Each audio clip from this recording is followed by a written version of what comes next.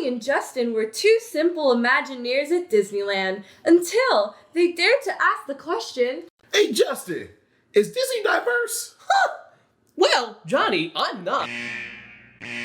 "Oh no, we've angered the mouse!" Stormtroopers, run! "Holy crap, it's a gaggle of cookies!"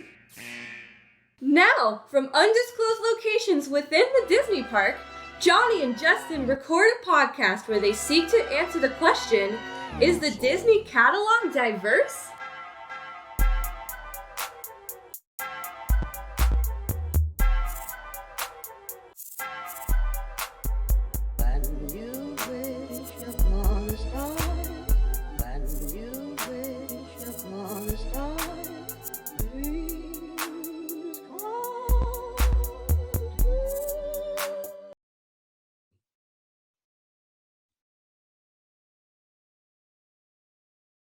Woo! What's up, everybody? Welcome back to another episode of Disney+Diversity. I'm Johnny. And I'm Justin Q. And as you know, here with Disney+Diversity, we love to review the Disney catalog to see how diverse and inclusive it actually is. And today, as you can see by our attires, four town. We're reviewing a very, very special movie that we're excited to talk about today. Justin, what are we reviewing? We are talking about Pixar's Turning Red. Woo! Turning Red, again, put out by Pixar. So excited to talk about this movie. It's actually really, really, really good. And honestly, like, as I was watching this film, and we'll get into it, I'd be like, damn, I think Pixar is better than Disney now. Which, some would argue. There was that period where they clearly were. Maybe a period where they clearly still are, but we'll talk about that today. Yeah. But first, let's go and get into it. So, Justin, jumping into it so let's give the people a breakdown. Like, what is the overall synopsis of Turning Red? Very simple. A 13-year-old girl named Maylin finds out that she turns into a giant red panda whenever she gets extremely emotional. And so it's basically her struggle with this sort of power while also still dealing with being a 13-year-old girl, her ups and downs dealing with her parents, her friendships, her school drama, etc. And it's a coming of age story via told from a point of view of a young girl who turns into a big, cute, adorable little little panda, red panda to be specific. I know about the cute about that panda. That cute panda is adorably large. Like, that panda is huge. That panda be big, massive, yeah. Mm-hmm. But it all makes sense of why the panda is big, though. But before we get into the plot, though, let's talk about when we first heard about this. So, like, Justin, actually, you had the most unique experience for this, though, because for y'all that don't know here, Disney+Diversity fans, Justin is a member of the press. So sometimes Justin gets invited very coolly to go and actually get advanced screenings of these projects and review them ahead of time. So before this movie even dropped, Justin had a chance to go review it and check it out like months and months ahead of time. So Justin, like, take us through that really quickly. Like, when you first heard about it, were asked to go review this, and then after seeing it, like, how'd you feel about it? It was a movie that I was keeping my eye on because they made the announcement probably back in 2019 or 2018, and I was keeping my eye on it because the filmmaker director is Domi Shi, who also wrote and directed the also absolutely beautiful, heartbreaking Pixar short Bao. And if you recall, when we did our Pacific Asian American History Month last year, me and our guest JPG did a 30-minute episode talking about Bao. And so when I found that they were giving her a feature film, I'm like, oh, I am keeping tabs on this one. I need to know what happens when you give her a full-length movie. Nice. And shameless plug, go check out that episode. It's available on YouTube and podcasts everywhere. Please continue, Justin. Thank you very much. So when we got around to when they finally trailers are coming out, word was coming in that okay, the movie's coming out, and theater, streaming, pandemic, Omicron, we're still dealing with it. So around this time, I do work for a website called Nerds Rule the World, and I was asked, hey, anybody out here interested in wanting to do press coverage and possibly review Turning Red? And my hand couldn't go high fast enough.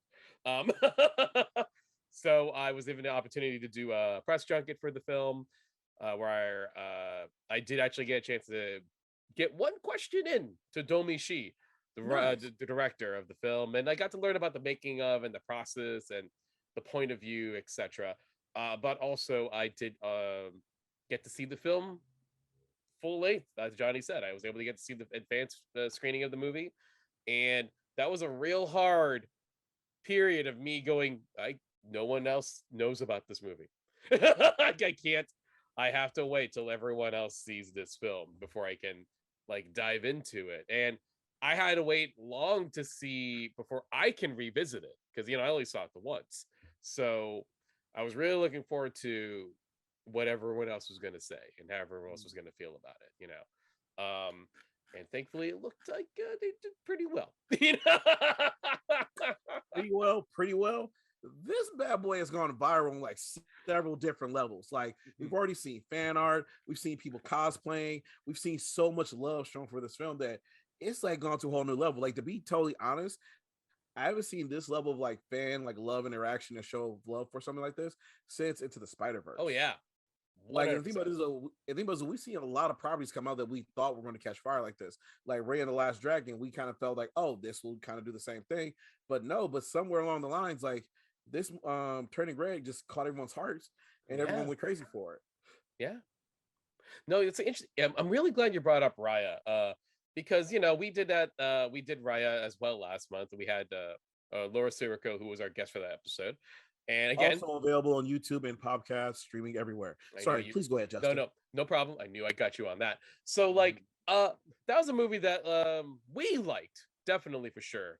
But also, yes, you bring up a good point. That movie didn't catch on the same way as this movie at all. No, you're right.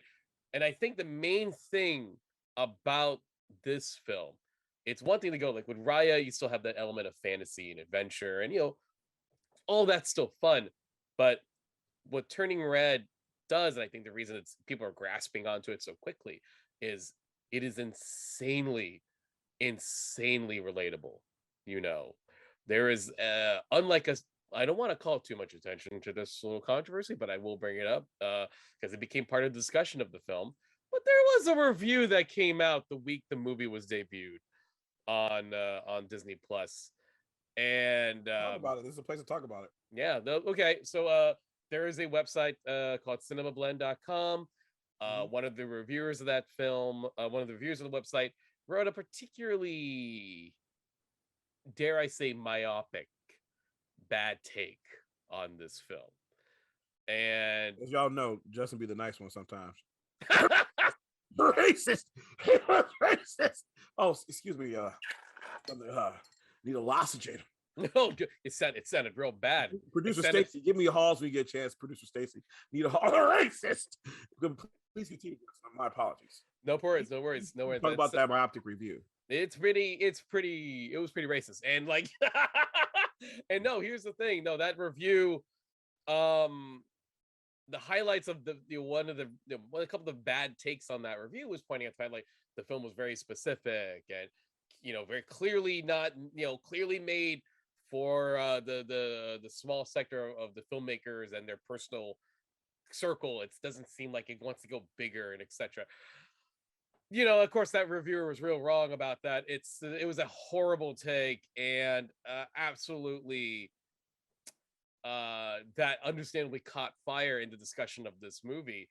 And it's kind of been interesting to hear the conversation from other folks who, who aren't happen to be Canadian Asian girls who are 13, but a lot of other folks are going, I found the film to be extremely relatable, and I seem to got that movie. Why didn't you? So, and I feel that's part of the strength of a good storytelling. Good storytelling, right, is giving you giving you a story that you can understand and put yourself in the main character, even if you are in fact not exactly sharing the main character's experience in your real life. I always, while this review was going on, I brought up a very famous Roger Ebert quote. That Roger Ebert, famed film critic Roger Ebert of Siskel and Ebert, who sadly passed away many years ago. R.I.P. Roger Ebert said in a speech that I think is very profound, where he points out, like, he views films as a machine for empathy. Like movies, as a society, we need to grow and we need to learn and get better. And part of that is learning and understanding other people, other cultures, other identities, other genders. Movies can be a machine to tap into that. You can, a good story, a good movie will allow you to understand a different gender, a different race, a different economic situation, a different, cultural situation, if the story's done well. And I think Turning Red is a great example of a movie that's clearly good, that no matter if you're 35 and you're married and you're African American, or you're 15 and you're a boy who's just into anime but likes, etc., and you watch this movie, you can see it, you can get it. And I feel like this is a great example of whether you remember being in your awkward teens and you're trying to figure out these new emotions and feelings that you did not have a couple of years ago, or your own personal generational or ethnic background that is reflected in this film, even if you're not directly Asian. I think people found themselves, unlike what this reviewer said. I think the part of the reason of the viralness of this movie is that people found themselves while watching this movie. And seeing May and seeing May's friendship and seeing May's relationship with her parents change while she's also turning into this cute giant fuzzy red panda. Give me the fluff. Abby's a massive fluffaholic, Abby's the best character. Abby is the best character. I love Abby. Abby's my favorite. Yes, I agree. So same. But the piggyback what you're saying, and it's time to get serious, y'all. Yeah. So I'm gonna take the shades off. Yeah. Oh, damn. That's how you know it got deep, y'all. Oh, damn. Serious thing. I gotta put mine on. Oh. Well, there it is. Go. We put them both on at the same time. The internet. So for those of you listening to podcast land who cannot see me on YouTube, let me just let you know, I am black. Shock. Yes, I know. Shock. Yes. But here's the thing, though. When it comes down to it, though, I was able to relate to this film because the thing about it is, it has a heartwarming story that everyone has gone through. We've all grown up. And the thing about it is that we've grown up, we've pushed back against society's expectations of us because we were changing as individuals. So we all have gone through this experience. And the thing about it is, though, is that this movie is super relatable on that level of, again, we've all gone through this common experience of just growing up as people, going through puberty. But part of the reason why I get upset with this reviewer is because it's such a very close-minded kind of racist thing. Because this thing, as people of color, myself being black, Justin being Asian American, think about this, we've been put in positions over and over again where we've had to relate to white protagonists on a regular basis who do not relate to our own cultures. And there was never a reviewer who came out and said, well, this is a very close-minded, Eurocentric view or some of those lines. When the thing about it is that that's what those stories were doing, but those stories are still relatable because they were telling a common thread. They were telling a story that sometimes we've all gone through. And so when this movie comes along but changes the lens a little bit and puts in a Canadian Asian family, no, that's racist. Because here's the thing, as people of color, we've gone through it, and guess what, people of other cultures can go through it as well and extend themselves to learn about this family, learn their cultural backgrounds, and appreciate that stuff. Because as you said, the beautiful quote, Justin, it's all about empathy and appreciating each other. And the thing about it is that I think part of the reason why this movie is doing so well is because the current generation of young people are growing up are doing that on a regular basis. Here's the thing. One of the biggest mediums right now is anime. And the thing about it is that as a comic book writer, I've always had to say that, I've said this on many numerous occasions, that the anime and manga business, Shonen Jump, is putting American comics out of business because they're being so progressive, so things forward and relating to these young people, these stories they're playing out with. But here's the key thing, though. These young people are reading these mangas and whatnot. The Japanese anime and manga they're reading doesn't always represent their culture, but they're learning to appreciate this other culture. They're extending themselves, but they're still finding those common threads of just good storytelling, those stories that relate to them, those characters relate to them, that common hero's journey that speaks to all of us. So at the end of the day, again, that's part of the reason why this movie's doing so well, is because it's just doing a damn good job, and this current generation is ready for it and hungry for more diverse storytelling that we need out here in the world. Wow. Incredibly well said. Incredibly well said.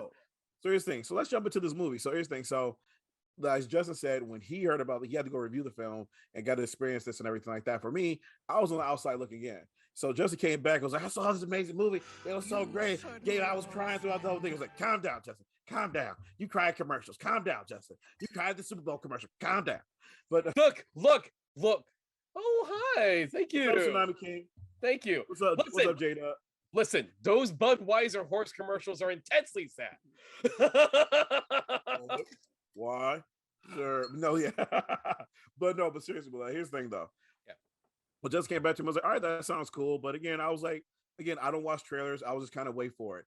But the thing was, everything kind of led up to this film. When the actual film release, that's where I saw everything kind of kick off. As I said earlier, you saw fan art, you see people tweeting about it, you saw people get upset about that racist review, but you saw the passion grow on people. Jermaine say, all right, let me check out this film. And honestly, I'm so happy I did. This is literally one of the best films I've seen in a long time. And as I said earlier, I gotta be honest, after watching this, I'm like, damn, Pixar does a better job than Disney. And it kind of makes me sad that Disney bought them. Because I kind of feel if Pixar had kept doing their own thing, they could have grown to be a point, like, not saying bigger than Disney, but they could have grown to a substantial level where like they could have been like their own independent studio out here. Yeah, it's very the thing about Pixar, right, is that like when the fact that Pixar, look, Pixar, I think the Pixar that we like is the Pixar that made this film, or the Pixar that made Luca from last year. Mm-hmm. Or Soul. Yeah, exactly. And I feel like the Pixar that Disney wanted is the Pixar that made Toy Story 2, Monsters University, Cars 2 and 3. There's a Cars 2 and 3? Yeah. Never heard of it. Mm-hmm. And the sequels of their other films, the one that the Lightyear movie, which is coming out the end of, later this year, which look, it kind of seems interesting, but that's the Pixar that Disney wants. The Pixar that I think people got invested in are the ones that made this movie, Luca, Soul, the movies that are challenging, character driven, beautifully accepting that they're animated films, and really like speak to individuals. You know what I mean? Yeah. And the other cool thing about what Pixar is doing right now is that, like, again, on this podcast, the whole purpose of this is like celebrate diverse storytelling. Yeah. But the thing about it is that they're using diverse storytelling in ways I never anticipated. Like when I think about, for example, Soul, it's like I want to see a story of, like, with a black character. But the thing about it is that we always see it was like, oh, it's gonna be like a black kid or like a prince or something like this. Line's like, no, let's tell the story of a middle-aged black teacher who's struggling with like his like career issues and things like that. It's like, you're gonna tell that story? Yeah. Amazingly well made relatable to everybody. Yeah. That's amazing. And then to Luca, it's like, we're gonna tell the story that takes place in this little Italian village, this little village of Italy and everything like that. We're gonna make this so relatable about, relationships and friendships and discovering who you love and being true to yourself. And damn, if you didn't do it there again, you showed me a group of people who had been represented on film properly, and you did it in such an amazing way. And now we come here to Turning Red, and it's like, yeah, dude, like everything's always focused on America. Like, again, America is like, as much as people want to hate or whatever, it's as a driving culture in the world a lot of times. So it's detriment as well. But the thing about it is that there's a lot of communities in Canada who exist and other places in the world who exist as well. So they were like, hey, let's tell the story of like Asian Americans in Canada. Let's tell their story. And sorry, not Asian Americans, but the Asian community in Canada. And damn, they did a great job of doing that. Yeah. Shout out Kim's Convenience. So the thing about it is that, like, I just gotta give respect to Pixar because they're, like you said, Justin, like, this is a Pixar that people wanted. This is a Pixar that we fell in love with, and they're continuing to push the boundaries of storytelling, of diverse storytelling, with everything they do. And Turning Red is the newest example of that, which is honestly like so dope. Again, I'm just so proud of them and the work they're doing over there. Okay, so let's kind of jump to the film. So, like, we've talked about the overall plot and everything like that. So let's just talk about some of our favorite moments. So, like, Justin, what were some of your favorite moments that you liked from this film? Definitely, for sure, I feel. Before we get into any heavy stuff, the movie's very, very funny. And the thing I feel that's really apparent and in a really cool way is that clearly the filmmakers are of my generation that watched 90s anime.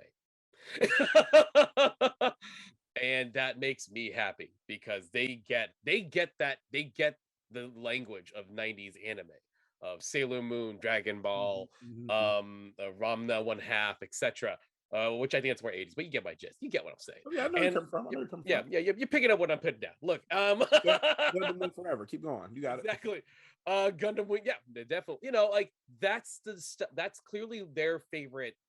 That's the anime they're super into, and so to see that comedy of anime reflected here, to like the big expressions, the almost kind of like exaggerated comedy beats, I'm a big, just look at that, just look at May's face right now.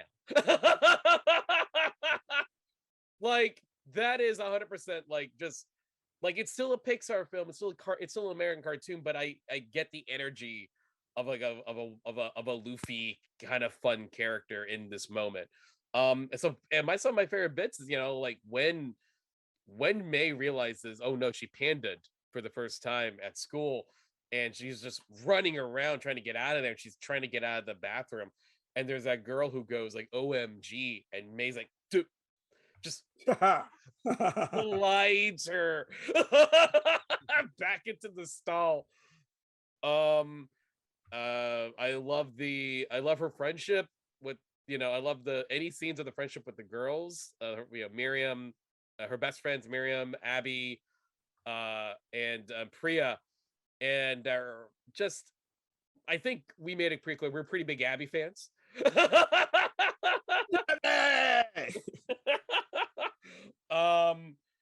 Let's burn the place to the ground. But no, I feel that stuff is great. So no, like the movie is very, very, very, very funny, and it's too many comedy scenes to list and mention, but it's genuinely funny. It's amazing. Yeah.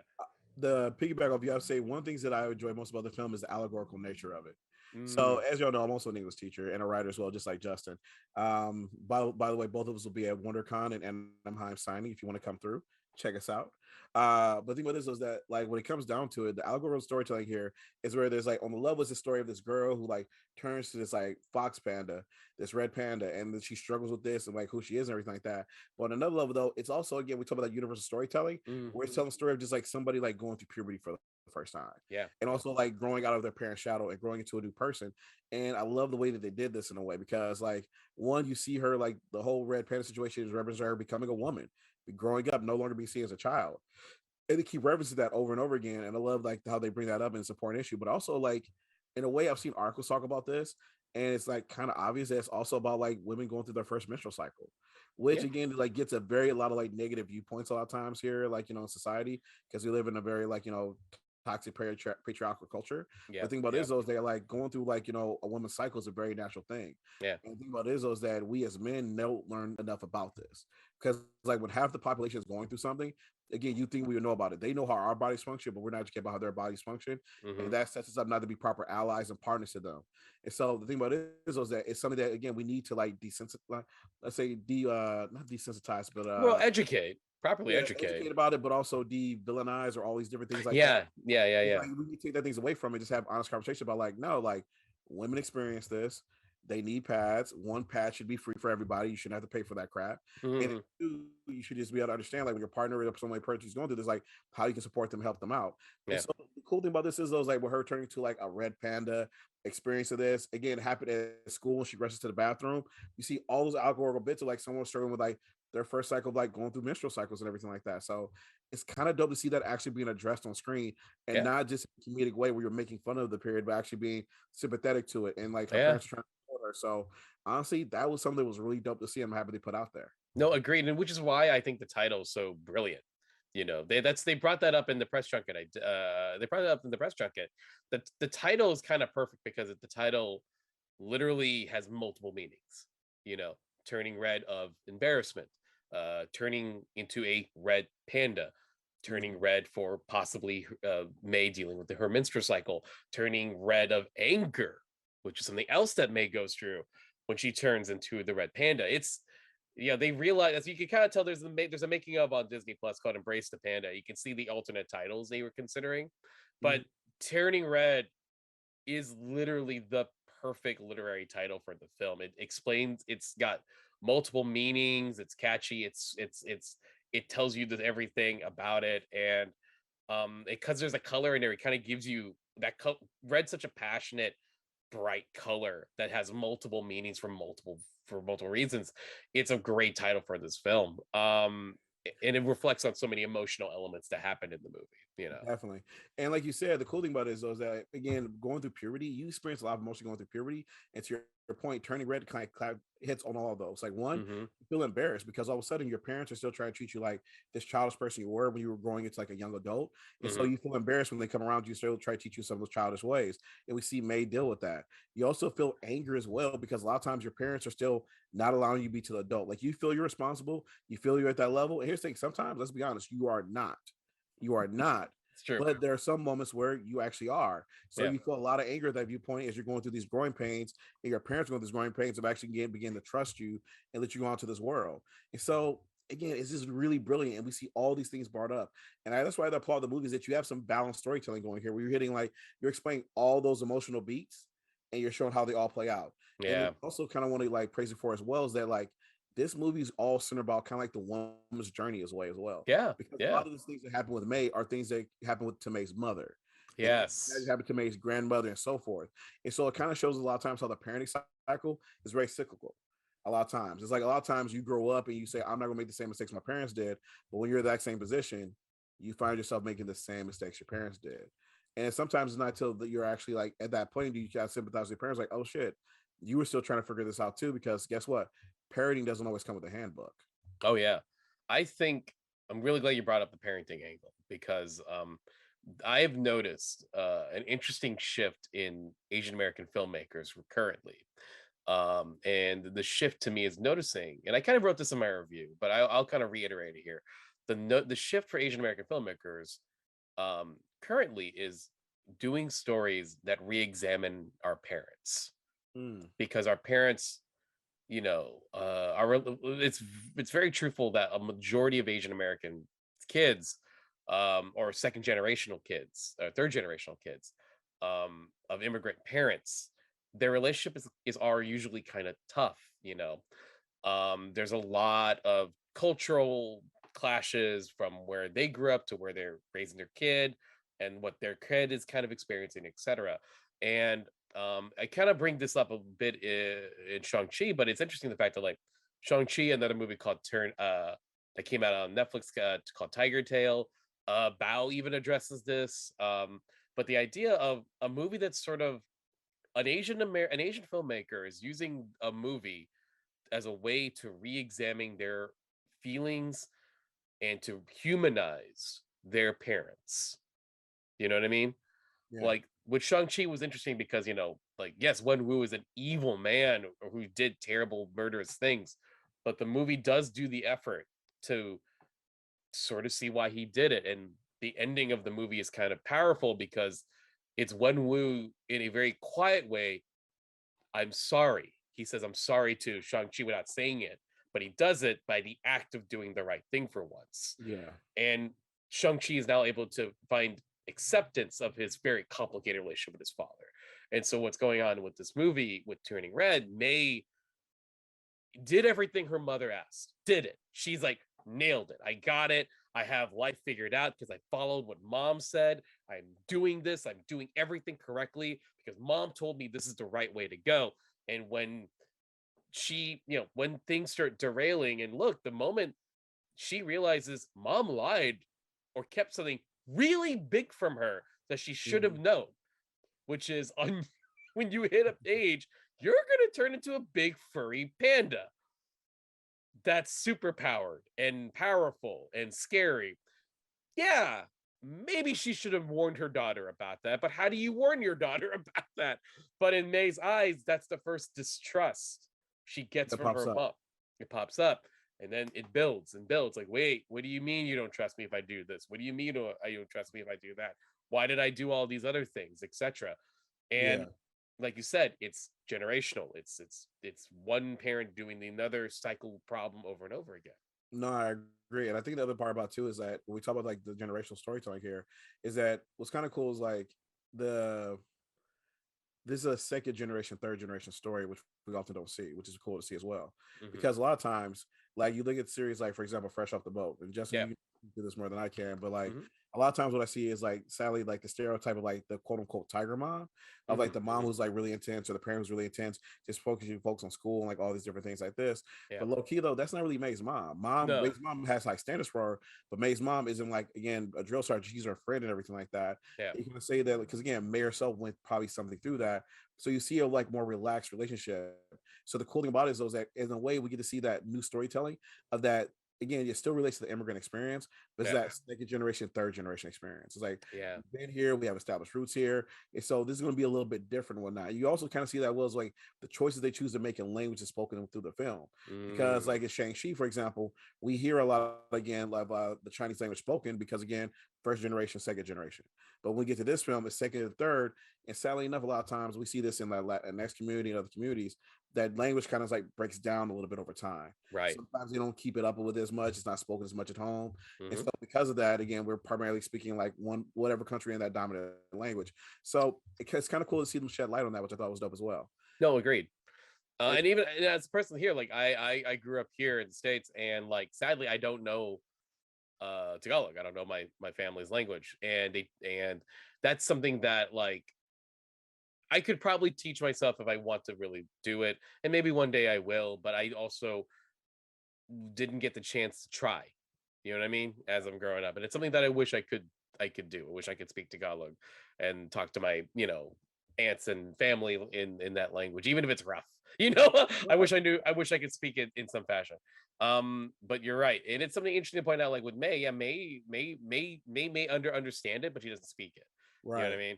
And, Go and ahead. honestly, it's kind of cool too, though, because we think about the future of the film. That's something they could explore later on, like in the Yeah. second film, where May goes back home to China or back to like their family's village there, and she feels that connection. Like, oh man, I wish I had learned the language. Oh, I wish I'd done these things and whatnot. So Yeah. it was like again, it kind of even like leaves things open for like more issues and things to explore with May and her character like later on. Yeah. No, for sure. Let's talk about her friends. Let's go back into her friends of Miriam, Abby, and Priya. What, we get something else you want to bring up before we go there? One other character I just want to bring up just because I love seeing this Mhm. because we're talking about the parents. Oh yeah. Shout out to the motherfucking father. I Dad. I love him. Same. Same. Jin. The character. I love the character Jin, and I Mhm. love Orion Lee voices the character, and Mhm. I I I just like adore him because he's patient, he listens, he loves his family, but he also like knows where he has to say something. You know what I Yeah. mean? Yeah. And the cool thing about it too is that a lot of times, like in films, you only get like one view of men sometimes, where just like, Mhm. toxic masculinity a lot of times. We have to be a manly man, you'll be the dad and blah, blah, blah. But like, no, Jen's, he's a quiet dude. Yeah. And not only that though, but he gives the women in his life room to succeed and be themselves Yeah. and have an equal voice as well. And so that's the cool thing about it as well, though. He is not like again where it's like, oh, I have to be the manager. It's like, no, this is a partnership, and you see that again the way they do because like May's mom runs the business, and then when he cooks at home, he's a stay-at-home dad in a way. Yeah. And so the first time we meet him is actually when he's cooking dinner as a master chef, which is powerful too, though. And Hmm. everyone's excited to eat his cooking and everything. So again, it kind of like goes against toxic masculinity. It shows there's different ways to be a man, which is so fucking dope. And to speak to your point is like also, but at the same time though, he's not weak. He's not like just Yeah. pushed down. He speaks up when these things he speaks up. He's an advocate for them. He's strong. He can be a leader with things say, but he can be an ally and a partner. So it's just so dope to see a different view of what a man can be in Yeah. this film with that character. So again, shout out, tip that. No, I want to highlight. Oh, go ahead. Go, please. Go. Producer Stacy, No, go ahead. oh yeah, hi. I was gonna say, I was really quick. I just also wanted to praise the dad character as well. I thought he was so sweet, and obviously I am white, but but What? I kind of what no You lying to us this whole time. no, but no, I felt like I was getting vibes from him that reminded me of my dad though. Oh. In that same way that like you were talking about how he's not a pushover, but he's also, he's there and he takes care of his family. My dad was the chef of the household and not my mom. Oh, very cool. And Okay. that was great, because like I grew up in the kitchen with him and learning to cook from him. And he was also that like, soft, supportive father kind of, is, like I know, like, especially in the generation that our parents are from, when they were born and stuff, I think the men were raised, some of the men, or a lot of them, were raised a little more harshly to not show their emotions as much, to be very tough and all that stuff. Right. But I think I feel lucky, and I think that I feel like May's lucky. She has a dad that still has that, even though he's not as out about it, but like he has that soft-spoken, supportive dad nature. And I think I was gonna say, like, my favorite scene, actually, which also kind of made me think of my dad a little bit, but my favorite part was when he finds the video camera in the basement. And she comes and he's watching it, and he's just smiling because he loved watching his daughter be creative and having a good time and being herself. And that was just, I just wanted to say that's one of my favorite scenes in the movie, actually. Oh no, I think the line that really gets me in that scene is him going like, I like this version of you as well. Yes. Like, yes, exactly. Like it's like you can do whatever you want, but I just want you to know, like, I like this you as well. No, the line I'll say the earlier scene when they're first bringing May to her room after her first panda out, and they just took all of her stuff, her personal stuff from the room. He holds on to one more plushie for her, which I love. And then right before closes the door, he just goes, red's a lucky color. Just one more comfort to go, don't worry, look, even you being red, it's a good thing, don't worry about it. Exactly. It's just being a good dad. It's like the whole Being a time good it's dad. like, we got you. It's like no matter what she goes through, he's there to support her and be like, I love you. And that's unconditional love right there. Like no matter what happens, he's got your back.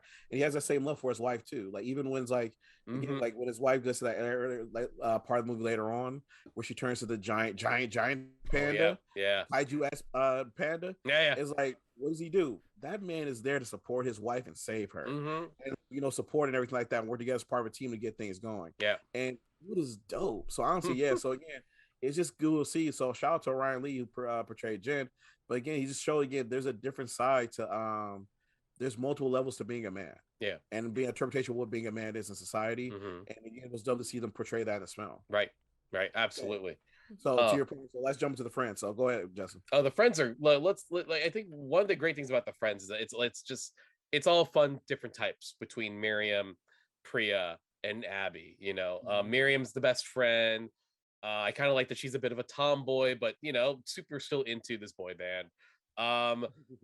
Priya, there's a lot to unpack about Priya. And one, I love that she's in her gothic vampire phase. That's fantastic. Two, I just love her kind of like stoic, like, I've always wanted a tail to attitude. But also, I think it's interesting that there's massive, I wouldn't even say hints, massive points that Priya might be bi. No, there are. Which is, I like that it's there. It's not, they don't put a gigantic highlighter on it going, look at us being so diverse. But but it's there. And I it's very cool, and I think it's great. But I think Priya is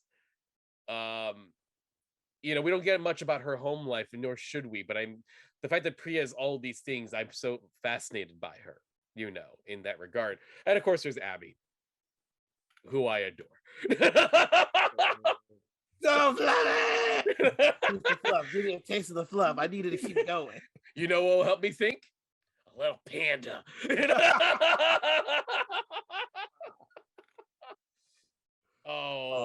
So dope, so good. Honestly, God. no, I love it for, and honestly, also like, I love the story element of their friendship because anybody that what calms Abby down is thinking of her friends, and also again thinks about like how her friends love and support her. And Mhm. so when she's like learning to control the panda, she tells her mom, "I think people who I love in the world," and her mom says it's me. But then, but this was like, yeah, that's why we have family, but it's also why we have friends. Yeah. That's why we make connections outside. And a lot of times, it's our friends who accept us for who we are before our families do, Yeah. because they get to know us, and a lot of times they're the ones who allow us to come out as be truly ourselves. And so that's part of the reason why it's really dope. That's the reason why she's able to remain calm, because she remembers the unconditional support that her friends have for her, which is important to have. Like Yeah. again, like throughout life, family's family, family's blood, family is there for you Yeah. from age 0 to age you dead. Family is there, Yeah. and your friends will come and go, and the few special friends will be there for you through the end. But when you have them in your lives and you find those friends who accept you, those are special people that you hold on to who got your back. And so it's Yeah. dope that you're able to have those people who have her back at this moment, and they support her and they do it in a great job where she's able to learn to control that panda. I mean, like, I think this age period, 13 to, going into like 8th grade, going into, ninth, 13, turning into 14. This is the important year of, if you get lucky to have like a friendship, if you're lucky to get some friends and really close friends. And I feel like I'll say, from my experience, like the friendship I made, who I'm still really good friends to this day, this friendship really defined my next phase of my life. And I don't think the person you're speaking to today wouldn't have existed if it wasn't for my relationship with this person who I met when I was 13, and you can see May learning other elements about herself through Miriam, through Priya, through Abby, and their love for a certain boy band, which helps fuel this emotion and connection. But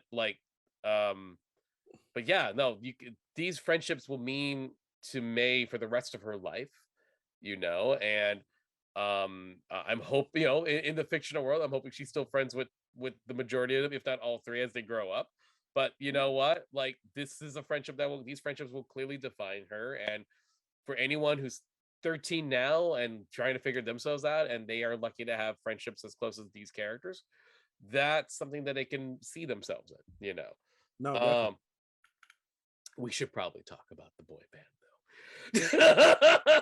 though. 5 members, but we full time. So Four Town is the coolest boy band of 2002, at least here in this reality. And a little, obviously, you got, it's obviously, Backstreet Boys, In Sync, little O Town in the name. Boys to Men, the original boy band. Shout out to them. Maduno, New Kids on the Block, and yes, little modern reflection. There's a Korean member in the group who, hey, of course, K-pop.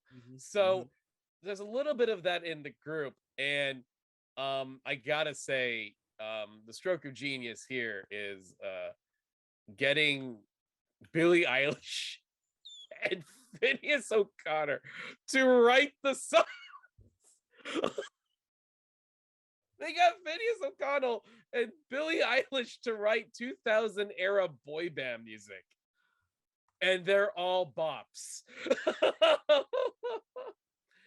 Every one of them. Like I couldn't get nobody like you out of my damn brain for a week after watching the film. Like, it was like, I was like, is it on Spotify yet?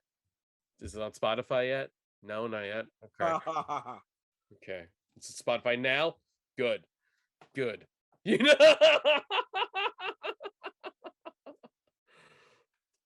But also, it's not just, hey, it's a fun homage to boy bands. It's, they are part of the storytelling. They are part of May's growing up, May's acceptance of her as she points out, her like her emotions, including her exploring ever so safely her sexuality, and I think that's the point of the boy band in the movie. It's like, they're not just, hey, is that a funny little joke that we made, like an NSYNC thing? It's like, no, they're part of the narrative of May growing up and figuring out how she feels about these new things that she's not quite sure how to feel about, but Yeah. I remember. Yeah, go ahead. go. Mhm. I would say no because like as you grow up, you just remember certain moments. Like I remember where I was when I saw Left Eye from TLC, and I was like, oh Jesus, okay, whoa. You're like, what's Wow, happening here? that's a woman. What's happening here? And I remember where I was when I saw like Baby Hit Me One More Time by Britney Spears. Like, the hell is this? Yeah. It's like, as part of going through puberty, you learn to appreciate like you start to define like again, who are you attracted to? Yeah. Whether it's the same sex, the opposite sex, or maybe something else, but that's when you try to figure out like who you're attracted to. And so yeah, a lot of times those are like those music bands and whatnot that you like gravitate towards and whatnot. And the crazy thing about it is that later on you look back in life like, man, I can't believe I listen to that music. But at the same time, when you hear "You Are My My Fire," fire, the the one one desire. desire. Again, you know the words, and the thing about this though is that like again, because again, it's just that young point of your life. But again, those are things you just kind of grow up with to help define you. And again, every generation has it. Yeah. Again, there's Boys and Men, you have NSYNC, Backstreet, you have One Direction, and it just keeps BTS. BTS. It just keeps happening over and over And over and over and over again. Yeah. By the way, And quick they- plug though for a Netflix show for y'all to go check out. It's called This Is Pop. That actually goes to the history of like one those a lot of those hits that came from the 90s, like I Am from Britney Spears and Secret Backstreet Boys. And there's a Swedish music house that produced a lot of the stuff. Check out This Pop. It's a really dope documentary. Nice. But they also talk about how Boys and Men was the original boy band that set all this off. So check it out. It's a dope Netflix show on called This Is Pop. But Nice. sorry, go ahead, Justin. No, but yeah, going back into yeah, Fortown isn't just there as a weird homage. Fortown is there as part of the narrative of Mhm. May's growing up and storytelling. I also want to kind of piggyback backwards and let's talk a bit about the character of Tyler. Okay.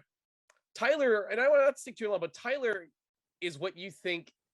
Tyler initially comes off as I get this character. I know what his deal is. And then there's a twist on him that I'm like, or not. Honestly, there's several layers to Tyler, which I like here. Yeah.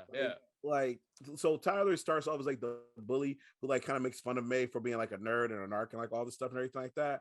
But at the same time though, like later on she's doing the panda, he pays her to come to our birthday party so other people will come. But when he says it though, you get the vibe is like, oh nah, homie, people don't like you. Yeah. And the thing is that you're lonely. Yeah. And if she doesn't come to this party, like people are going to come to your birthday. Yeah. That's why the party's in like she needs you there. And you get the vibe from Tyler's house, the fact he has $200 to pay May. He's a spoiled little rich kid. Yeah.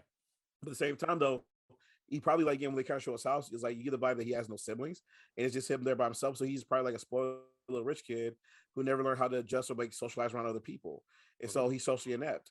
And so the things that he loves or whatnot, or the way he relates to people, is in a jerkish a-hole way.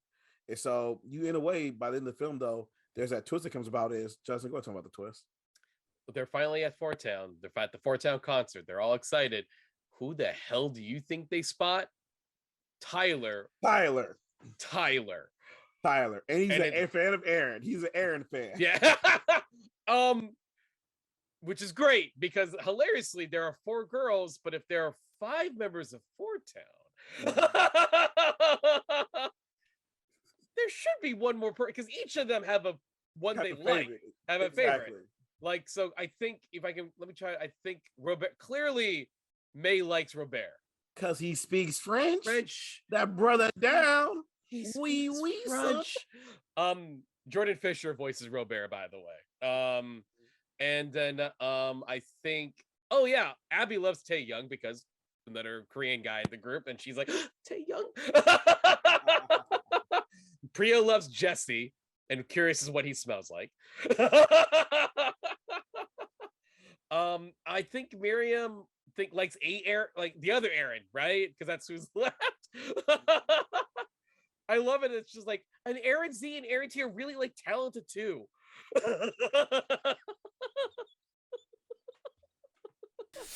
Also, quick I want to jump in. Quick thing back to Tyler. Yeah. God, I really wanted to punch him. Of course. Until the end of that, and he was giving me some major like bad memories from me growing up, like of the boys and how they tease and stuff. But I don't know. Did you guys have this? But for some reason, I guess even up till now, but growing up, every Tyler that I ever met was a huge asshole. All of them. I have not yet met a redeeming Tyler, and when I heard that was his name in the movie, I was like, "You're joking." Did the person who wrote this movie went through the same thing? Does everyone?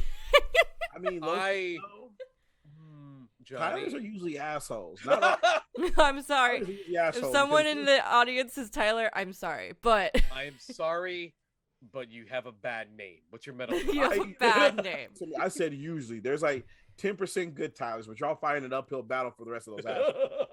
Because I really went back to Recess, and I remember how like there's an Ashley's with Ashley's little brother with a Tyler's, and again I was like, yeah, Tylers be assholes. Oh my god, yeah, I forgot about that. I totally forgot about that. At the same time though, Ashley's again, Recess showed us Ashley be some stuck up motherfuckers sometimes. Yes, so, no, it was Ashley's and Amanda's for me growing up. Oh my god, yes. Mm-hmm. Yes. But again, I love the full circle moment though, because at the same time, again, when you're going through puberty and the way Tyler's messing with her, is like, dude was like, yeah, Tyler clearly likes Meg. Yeah. And that's or Tyler got a sexual awakening at Fort Town and really likes Aaron T more than I think he realizes.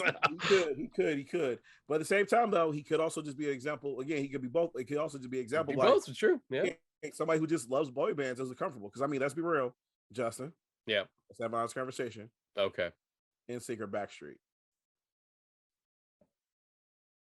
Justin, you had a favorite. Which one was it? Backstreet. Okay. That's true. NSYNC, sir. NSYNC. That's totally fair. Gone. Yeah, no. She's gone. I was like, oh shit, get it, guys, get it. The wedding I was at a couple of weeks ago. Everyone went nuts when the DJ played a Backstreet Boys song, and we all got into it. So everybody, exactly. So the thing yeah. Exactly. And the thing about it is a lot of times is that like if you say you're into like boy bands, you actually enjoy the music, you're stigmatized and they look bad as a man. It's like, oh, you can't do that. It's like, no, dude, music's music. So cool thing about Tyler being there too is like it opens it up with like this ain't just a girl thing. It's just that he likes his band. Homie had the glasses, had the gear, had the merch. Tyler was the show, sir. Tyler was there. And then it was also their bonding moment too, because like you love this, and they all hugged and like again, they just all started having a good time at the concert. And my favorite is that picture they showed the end afterwards, where Fort Town, the grandmas, everybody's all together. Tyler standing back to back with Aaron, like, yeah, this is the boy right here. This is my homie right here. It's like, this is dope. So honestly, like, damn, such a good we gotta talk a hot minute about the aunties and the grandma for a second. I want to point out most badass intro. I want to point out that I have relatives that had every hairstyle they had. Everyone. I'm like, oh, there's Tita Chell, there's the baby, there's the Legia, I'm like, all of them. They all had, especially in 2002. So I think I forgot. There's one aunt who I love, where she's like the really rough one, where she's like, we gotta go in on it. I love her. She's great. But also, the interesting thing about the aunts and of course grandma is the fact that like, it's interesting that between Turning Red and Encanto, Disney animated films have this interesting decision that we're all going to talk about generational trauma. And I don't think they and I don't think they realize that's what was happening, but that's what was happening. It's interesting that they're exploring that in both these films about families and generations and powers in this interesting way. Yeah. No, I agree. And I think what's also cool is going back to the allegorical nature of it, is that like all those aunts and like the mom were all forced to put the panda away in a way like that. Yeah. And honestly, it can kind of relate to like different things. Like one is like from this like, sexism standpoint, it's about women having to hide their power, hide their strength. Like for so many generations, women were like talented, able to do so much amazing things, but they felt they had to be the stay-at-home mom. They had to feel they do these different roles and whatnot. Like one of my favorite movies is like Mona Lisa Smile. with like Julia Roberts. And in the film, like Julia Roberts goes to teach at this all girls school, and she wants to empower these women to like go out and do things in the world. So one of them actually gets accepted to like Harvard Law and everything like that. But it's like, oh, so you're gonna go to school and be a lawyer? It's like, no, I'm gonna get married. I'm gonna go be his wife and do da da da. It's like, but what about your potential? It's like, no, that's not me. That's what I do. And it feels like for so long, women were forced in like plenty of positions due to like the patriarchy and racism, sexism, and whatnot, where they were forced to hide their potential. But when we get to May's generation, she's able like, no, I don't need to hide my potential. I don't need to hide my strength, hide my power. I want to flaunt it and put it out there because this is who I am, my identity. Which is why part of the reason why her ancestor at the end is like so proud of her. Because it was kind of cool too, though. Like I love the scene where it's like, so when they give her their fox powers or whatever, they go to like the spirit realm, and then the old ancestor who originally got the fox powers, was the ancestor's name? Justin, was it Susan? Sun Yi. Sun Yi. Sun Yi, thank you. Sun Yi will appear and like put this portal up where they can go through and push out the fox. When Sun Yi first shows up, you can see that she's sad and disappointed. Yeah, you see down her face. They don't even zoom in on it, but they have the character being sad as you go through this process, looking like another one's going to give her this power that I fought so hard for us to get. Yeah. And at the end of the film, when she chooses to keep it, she's like, "Yo, is this a mistake?" Sun Yi flies up to the sky and like they rub noses off, cute panda style, whatever, which is super dope. But it's also implying like, no, it's never a bad thing to be true to yourself. It's never a bad thing to hide what makes you special. And so in a way, it can relate to sexism, but also relate to like legit like homophobia. Yeah. Sure. Part of the LGBTQI community, as they're going to identify themselves, they felt as like, no, I can't love who I want to love. I have to love who society expects me to love. Yeah. Which is why we saw so many people get into marriages and whatnot and have children. And they did love their partner, but they didn't love the way they wanted to love somebody. Right. But they did things because of society's expectations a lot of times. And so the cool thing about it is this allegorical nature of this storytelling, guys, right here, we're Turning Red, hits on so many different levels. To the point at the end, like one of my very favorite scenes that comes out, as May's going to grow out, her mom's like, wait, you're not going to go out? And she has her ears up from the panda virgin, her tail out. She's like, my panda, my choice. Which goes back to the classic line of my body, my choice. It's like, yes, that's your body. Yo, express yourself how you want to. Yeah. It goes to like what we see women always go through a lot, where if a woman sleeps around, she's a slut. It was like a man sleeps around, he's praised for it. It's like, no, let people own their sexuality. Yeah. Don't shame them for their sexuality. So if she wants to go out the way she is, let her be proud of herself. It's her identity. Let her do it. So again, props. Absolutely. Damn, absolutely. Damn, also, can we just someone point this out in the chat? I believe Skylo. I'm sorry, I'm probably saying the name wrong, but like, hey, Shlobo. When the aunties and the grandma henshin, dude. Yes. I was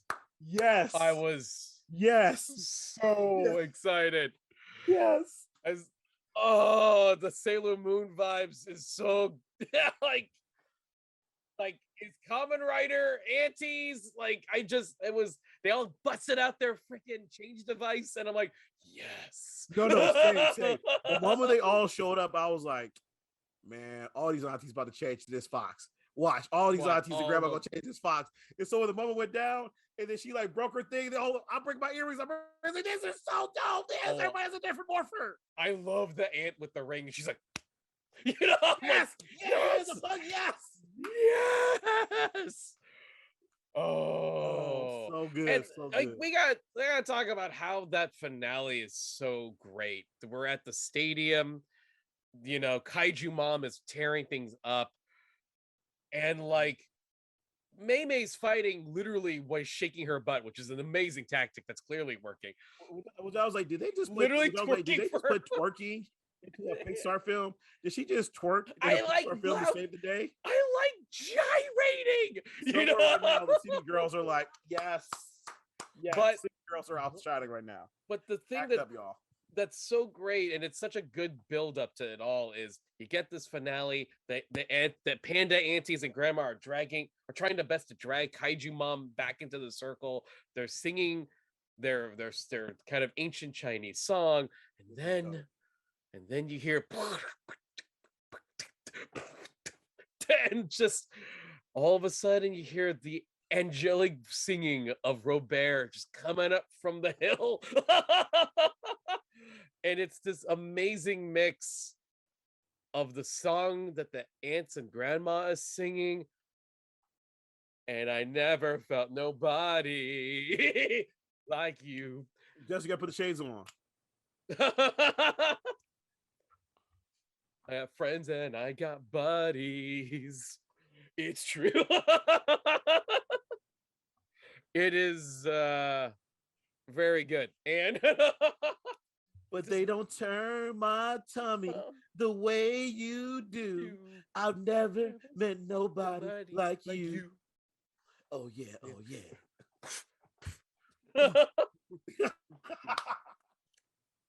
So all this, and it's this amazing mix of May's Western culture, her Eastern culture, blending to save the day.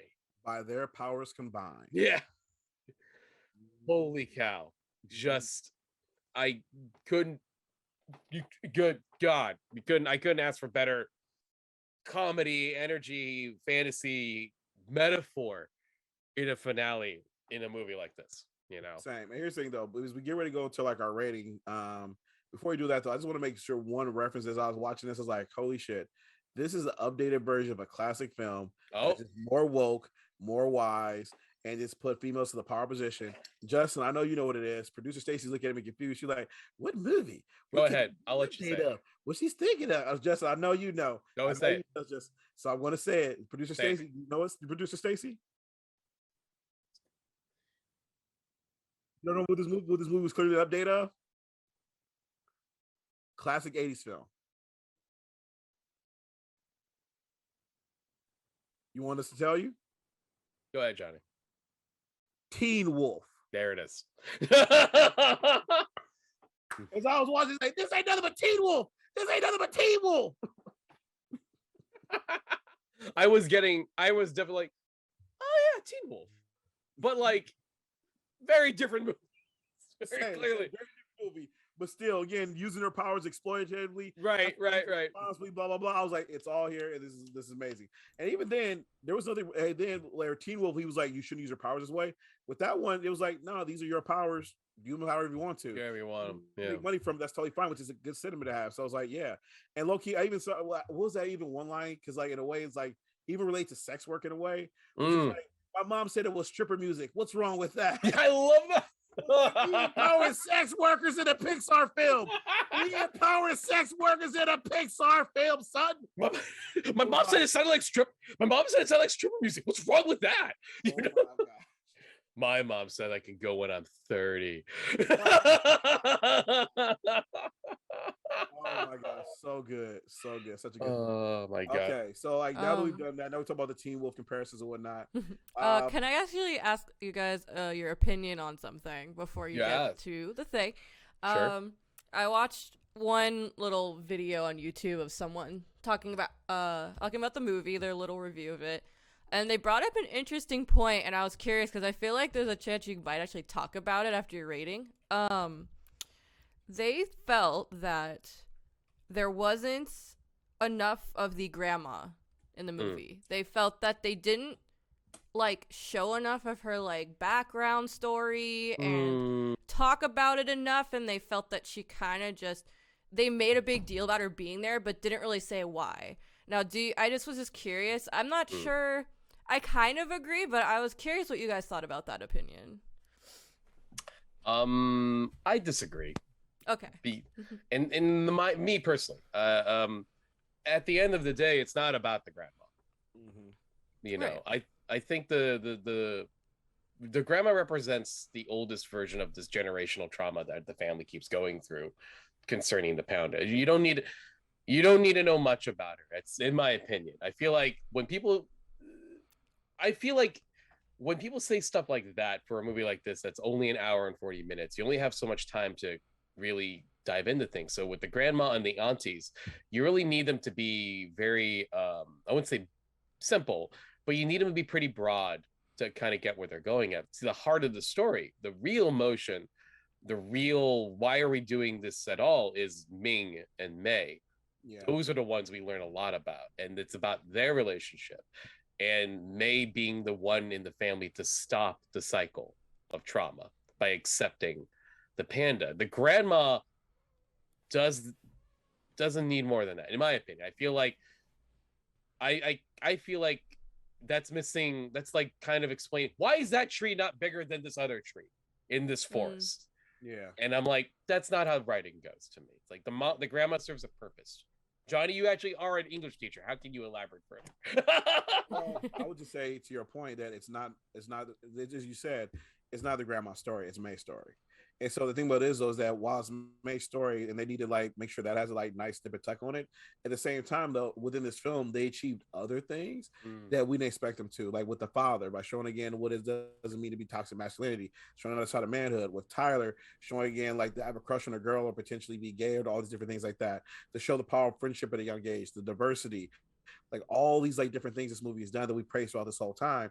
Is like at the point where you bring up the grandmother, it's just that you're just nitpicking. Yeah. And Yeah. furthermore, when it comes down to it as well, like again, May needed to get closure with her mom. Yeah. And the thing about it is, though, is the mom actually close with the grandma, but everything done there was through visuals if you paid attention to it. Yeah. Yeah. Like for example, before the grandma even shows, we don't even see her face. What's the first thing we see? Is her scar. Yeah. And they do that to show like, okay, why is the scar important? And later on, we find out that it was Ming who gave it to her. Yeah. Because again, when they had in the fight over again, her husband. Yeah. Everything about the grandma is all implied throughout all the storytelling. Right. It's just basically that you just have to pay attention to. Yeah. And so honestly, throughout the whole thing, you do get enough about the grandma because the entire clues that we get about her are implying that her and Ming had the exact same situation. And But to kind of add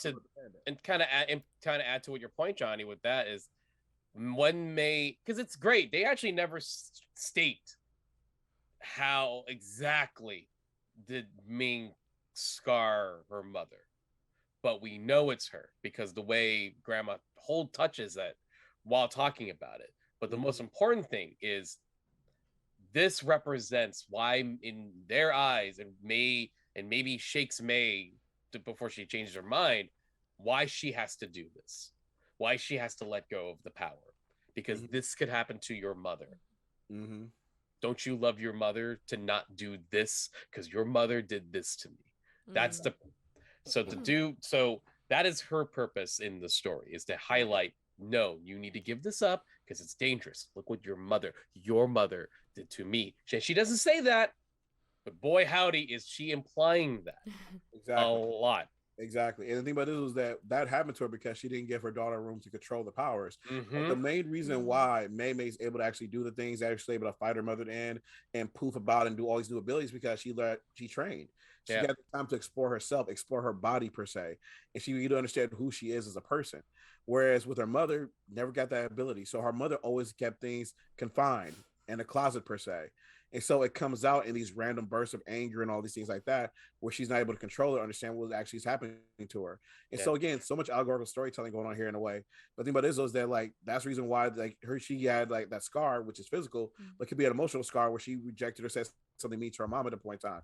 Like in real life, she would say like some verbal jab, but it was like, I hate you or blah blah blah, because you were oppressing her, stopping her from being herself. And again, this is all implied. It's implied through the visual storytelling, the hints and clues. They don't do direct storytelling, but it's all there when they imply about the grandma. It's all given. You just had to pay enough attention to it. Yeah. And like Fulcrum just said in the chat, which I agree also that the grandma in Turning Red doesn't play the same role as the abuela in Encanto, and I think that's very true. I 100% agree to that. I was curious from your guys more of a writer standpoint on that, because I could see where the person was coming from with the comment, but I didn't really. I didn't feel like anything was actually missing about the grandma, but no. And that's the thing too. Like from a writing standpoint, as Justin said, you only have 140 minutes. You only have 140 pages. You only have so much finite storytelling you can do. And the clear thing about it is, though, is that again, if they do a sequel, in the sequel they can explore the grandma and the relationship between Ming and her, and help to rebuild that and like do other things with it, and maybe even do a story where it's like all the aunts and whatnot begin to accept their foxes and begin to train with their red pandas too and everything like that. So there's a bunch of potential there to do further storytelling. But no, this was dang near a perfect film, to be totally honest. If I can be honest, I mean, like, to kind of go before we get into the rating, I do want to talk about the grandma part element of the grandma and Turning Red and Abuela, because when I say that they both have generational trauma, no spoilers, it's very. Please. I still need to watch Encanto. What's up? No spoilers, please. I still need to watch Encanto. No worries. But I will say that the both films explore generational trauma, but in very different ways, and I will definitely say that Abuela is not Abuela and Grandma don't share that element, but they do share the trauma that does sort of reflect into the family in one regard.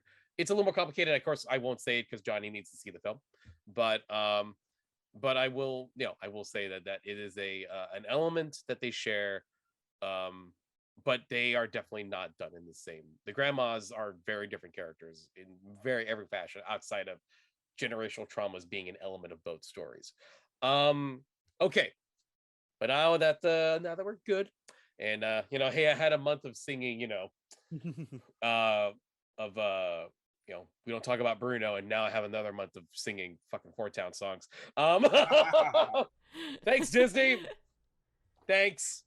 I like other music too. I guess I had 2 weeks of playing Something in the Way from Nirvana, so I guess that was my palate cleanser. It's time to talk about the rating. So, Johnny, please. So as you know, here at Disney+Diversity, we rate the Disney catalog as one of 3 categories, either being woke, which means it's diverse, inclusive, pushing things forward; waking, which means it's making the progress, but it makes some mistakes along the way; or it's sleep as shit, meaning it's more racist than a Trump presidency. I look forward to your spin on it every week. So at this time, please take a moment right now and in the chat or in the comments, let us know what rating you give the film, either woke, waking, or sleep as shit. And then me and Justin are going to write ours down. I got mine ready. Just let me know when you're ready. Okay. Here we go.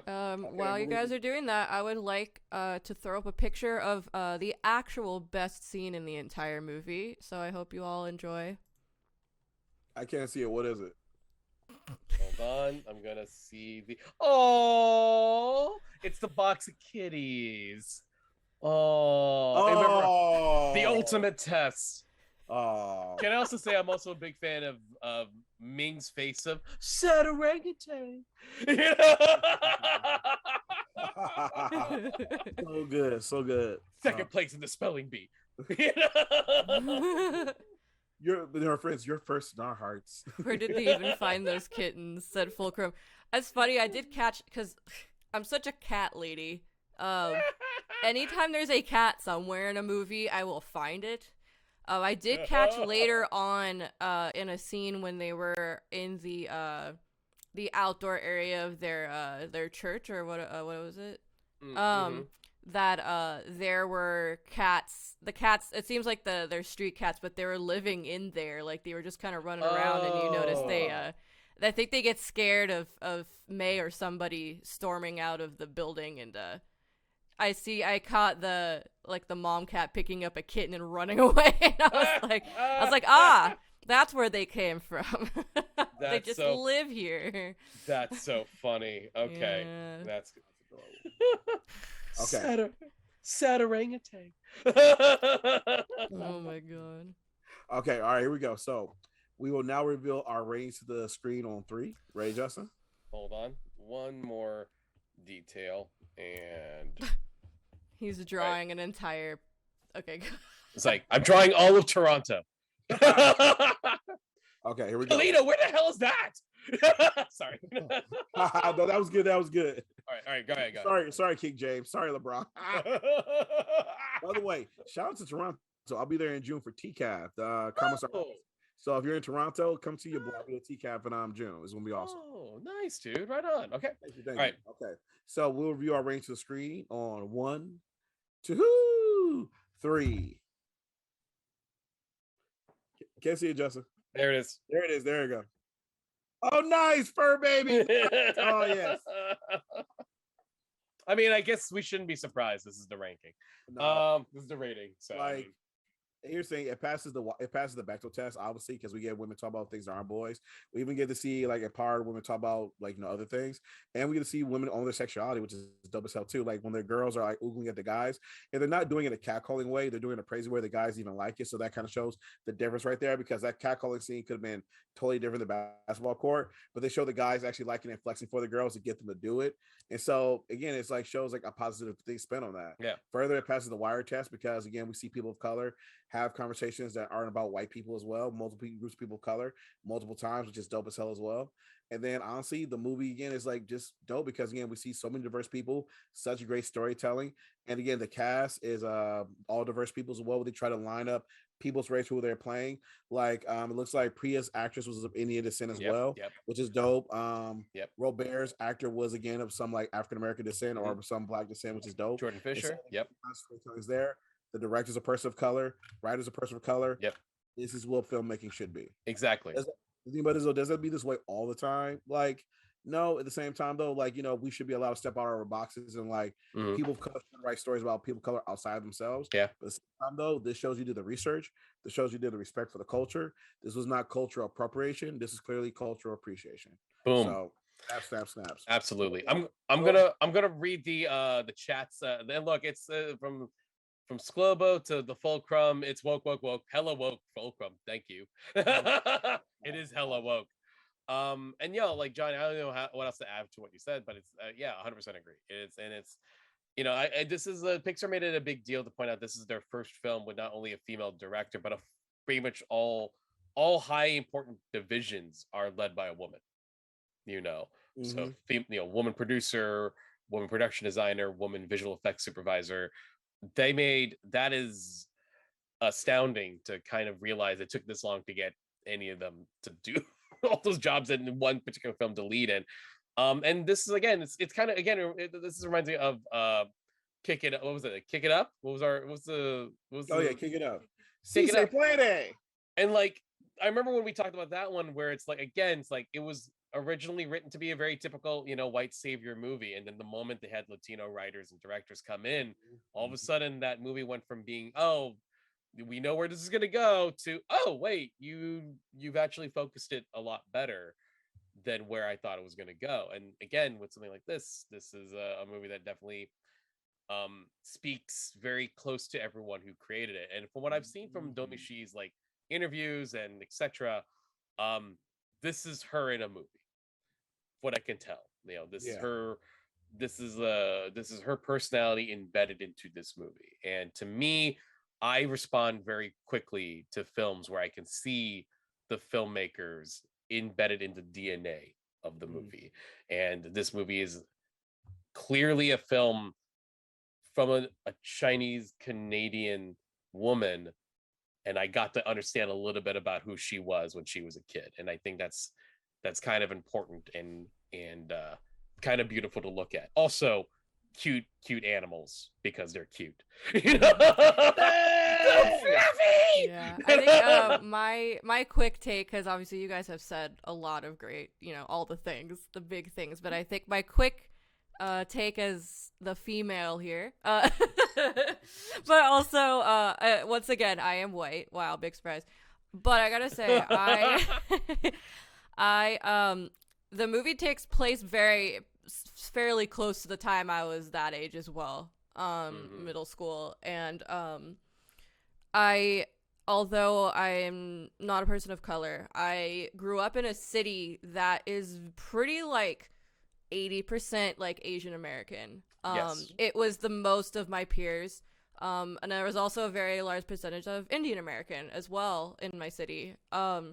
So like watching this movie, I think, to go against I saw people talking about how they felt like they couldn't relate to it because they're not a female or because they're not an Asian American and so on and so forth. And I think that's a lot of crap because I again, the themes are universal, and I think, for me at least, I feel like the friends that May has, I had those friends. I had those I knew these people growing up, and I also, I had a close group of friends in middle school. No, I didn't stay friends with all of them, but like Justin, I do have one that is still my best friend now, and she's Thai, and she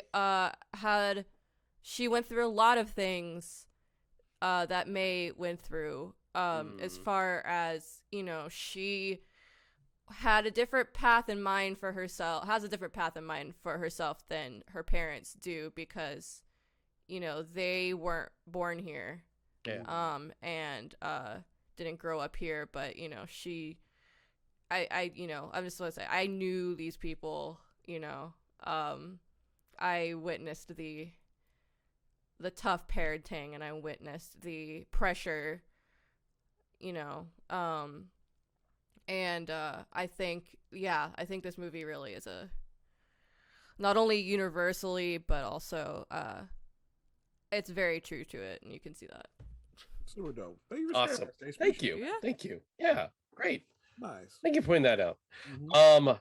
You know, it's I think it's very clear we were all very excited to talk about this one. Yeah.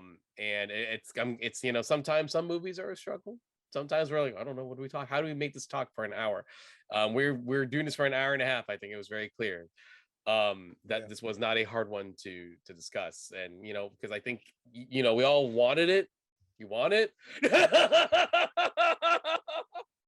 I want it. You want it? Give it up. Woo. Oh, wanted it. Got it. Then you got it. Then oh wait. Your LOL. Oh no. Oh no. I think. Oh crap. We've been singing too many unlicensed Disney music. What? No. Oh no. No. I.